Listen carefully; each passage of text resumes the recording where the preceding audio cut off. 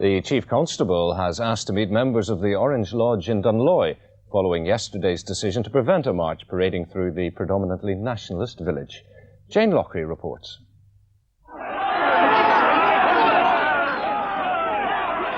Tensions were running high in the North Antrim village of Dunloy before the Orange Lodge attempted to march from its hall to the Presbyterian church. The police struggled to hold back nationalist protesters.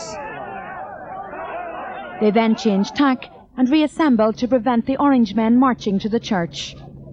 Protestants feel that their backs are against the wall. They feel they've been ill-treated by the RUC. They feel that the Republicans have now gained the upper hand, and certainly we are deeply disgruntled.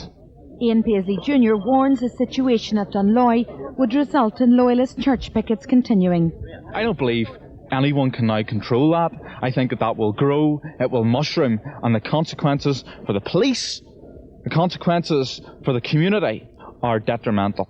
The SDLP calls for meaningful discussions to resolve the Dunloy dispute. The churches quite obviously have a role to play. I think the political parties and the local councils and community leaders, residents groups, of course. The RUC says it couldn't let Dunloy Orange Lodge march to the church because of the risk of serious disorder.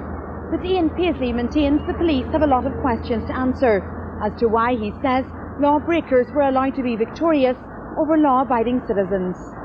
This afternoon he put that question to the Chief Constable, Ronnie Flanagan.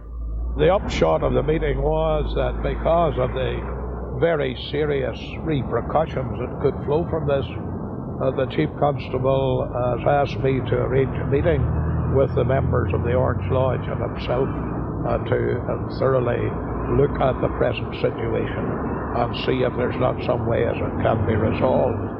Dr. Paisley, if the Orangemen are allowed to walk through Dunloy to their place of worship, should the protest then stop outside Harryville?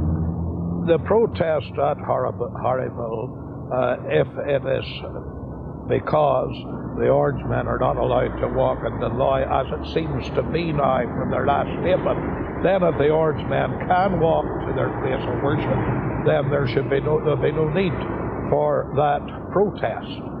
Dr. Paisley says it's hoped a meeting between the Chief Constable and the Orange leaders in Dunloy will take place before the end of the week. Jane Lockery, UTV Live at RUC headquarters in Belfast.